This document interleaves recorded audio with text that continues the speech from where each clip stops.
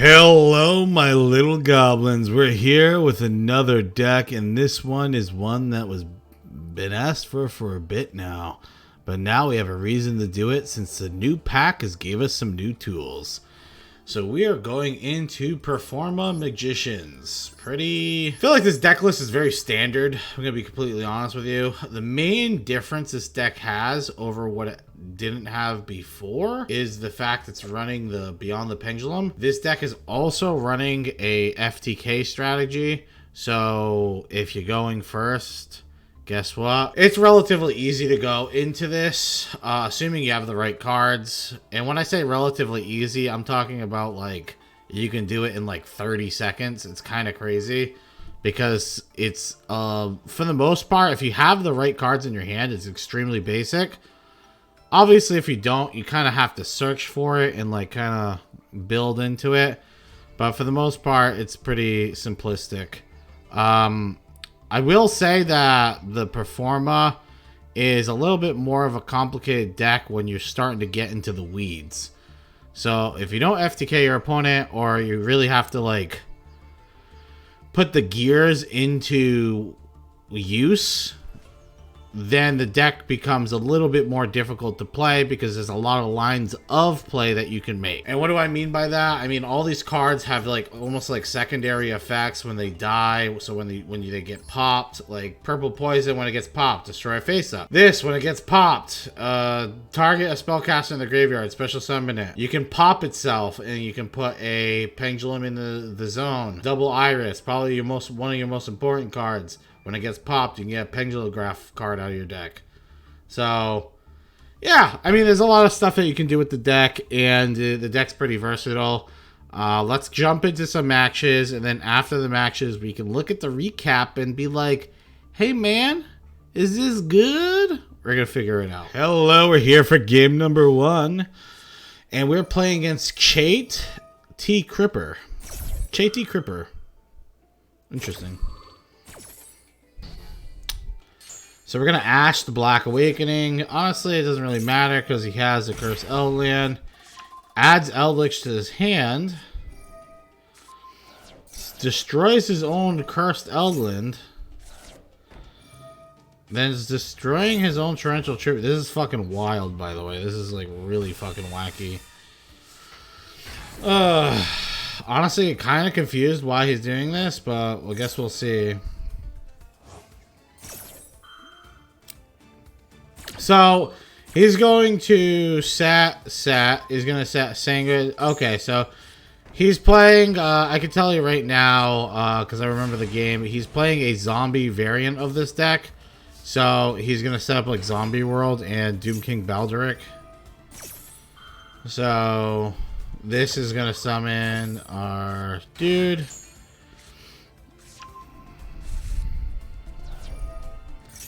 And then that's going to activate. And as that activates, I believe he activates Elixir of the White Destiny, which allows you to special summon the Baldric. Which Baldric's kind of annoying, but not as annoying as you think.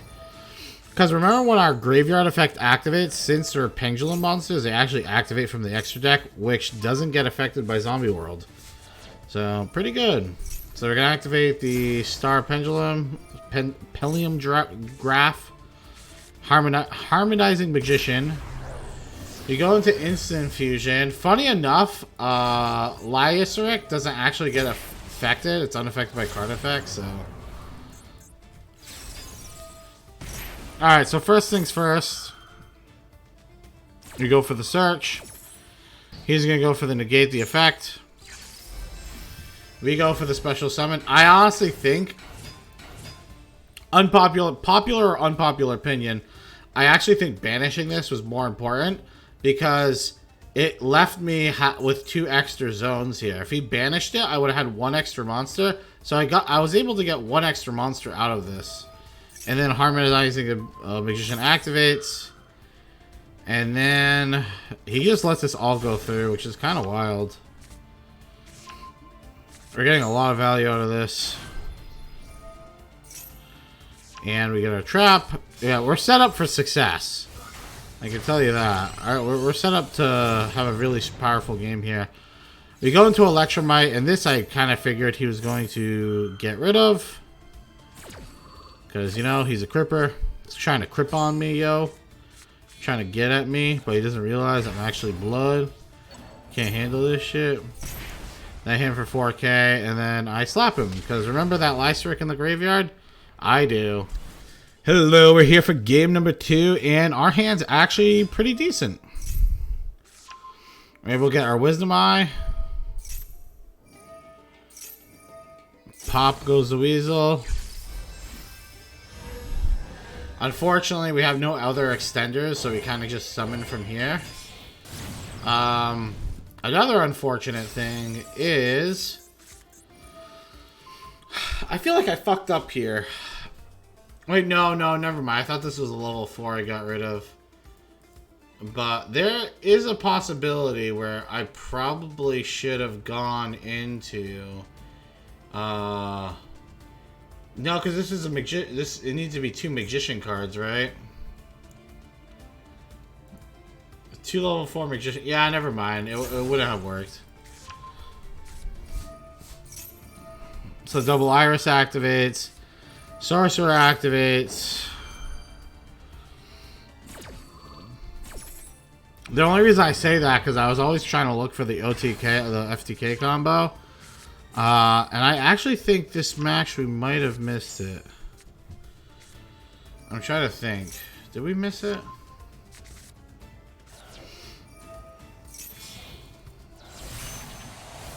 No, I don't think we missed it. I don't think we missed it. Because it wouldn't make sense. Because Starving Venom would have to copy Heavy Might, Electromite to even get the a second thing out. But, okay.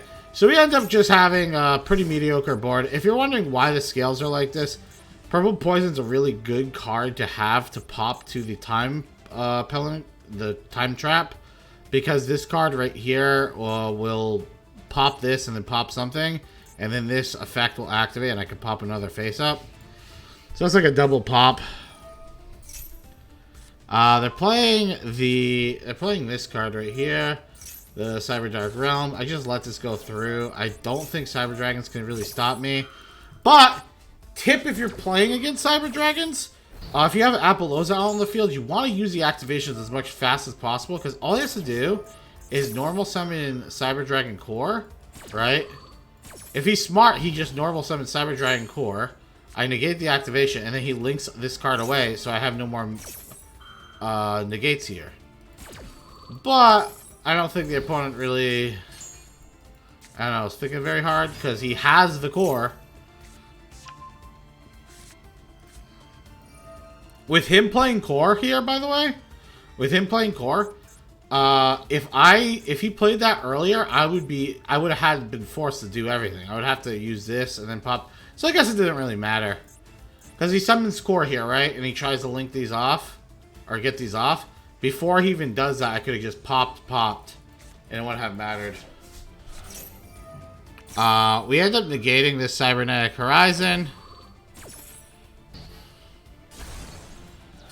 And honestly, he ends up normal summoning another Chimera. And then we just end up popping here. You could have argued when he activated this effect, like we could have... popped it or popped it preemptively, but you don't know what's in his hand, you know? I didn't know what was in his hand. I mean, on his point of view, 1, 2, 3, 4, 5.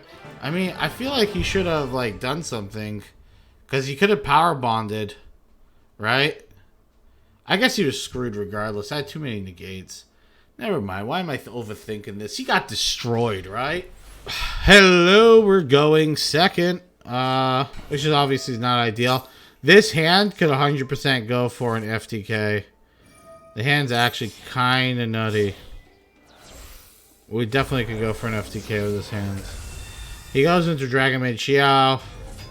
Xiao will probably make it a little harder, but I don't think it's that big of a deal. So we draw. Okay, we get it. You have a bunch of cards. We're summoning the Wisdom Eye. This shit. Pop goes the Weasel. We're gonna Pendulum summon 5 cards, pretty much summoning everything. Hello, darkness, my old friend. Yeah. So, that happened. Alright, we're here for game number 4, trying to forget the horrors of the past. Playing against Yugioh. Our hand's cracked. Use our normal summon. We get the Wisdom Eye Magician. Pop goes the Weasel. We go into Electromite. Electromite gets our Sorcerer. Honestly, popping the Abyss Actor probably is not the best here. Probably should have done it to Wisdom Eye. I don't think it really mattered, though. I don't think it really mattered that much, to be honest. Pop. That's going to add a card to hand. Very important. Because we're trying to get a full board out here. Boom. Boom. This is why it doesn't matter. This is how easy the FTK is, by the way. You just get 4 dark monsters and 2 anything else. And the FTK is that happens. 1, 2, 4K, 4K. Even Yugioh can't stand to us. We're a little too skillful. Honestly, this should have been in the anime. It would have been a lot more realistic of how the game's gonna be. Hello, everybody. We're here for game number 5. Alright, so if you have Joker in your hand, you usually want to summon it before most things. Unless you had, like, an extender. Because it lets you search for your good cards. And then we're gonna go into our summons here. I literally am just showing some of these games because a lot of these games went like this. Like, this is how fast the FTK is. Tell me what FTK is faster than this. Like, literally, this took me half a second to do. I think if there was a time clock here, I think it took me like 30 seconds to do this. I'm so good at this game, guys. Amazing at this game. I can't be stopped. Hello, everybody. We're here at the recap, and thank you for watching this far. If you guys aren't subscribed, please consider subscribing. It would help me greatly. And also, join our Discord, because our Discord has people with the fattest cocks in it. I mean, the best ideas for decks. Let's talk about Performa. I cut it short. I cut the video short. Like, I didn't even bother going to a 6 match, because honestly, the deck is just really powerful, and almost every game I was just FTKing. It wasn't that interesting. I was just killing everyone turn 1. This deck had, so I started, this was a brand new account. Technically not a brand new account, but it's like let's say 5 seasons ago I played this account. So it was in Rookie.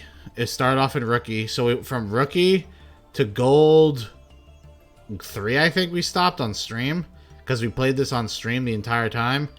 And we lost like 4 games total. I think 4 games. We had like a 90% win rate. Like, we barely lost with the deck. It was actually kind of nuts. Like, one of the losses I showed on stream was pretty spectacular. But guess what? If I didn't get Solemn Striked, we are winning that game. That game was an easy win if we didn't get Solemn Striked.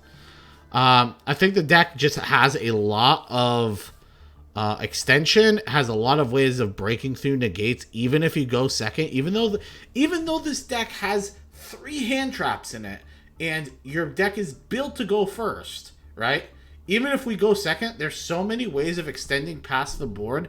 Like, if your opponent has like 3 negates up, or like 2 negates and a hand trap, like you could break the board so easily and win the game that same turn. Because this deck OTKs like no tomorrow. Because remember, these Supreme Kings also do piercing damage, and when you suck up a Lyceric, they become 6,800 attack, and they deal 4k damage, effect damage to someone.